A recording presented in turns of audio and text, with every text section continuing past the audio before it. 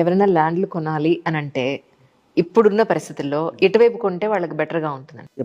నేను ఎప్పుడు ఒకటే మాట చెప్తానమ్మా, మీకు మంచి భవిష్యత్తు కావాలి, మీ ల్యాండ్లు బాగా పెరగాలి, మీరు బ్రహ్మాండంగా ఉండాలంటే షాద్నగర్ వైపు కొనుక్కోవాలమ్మా.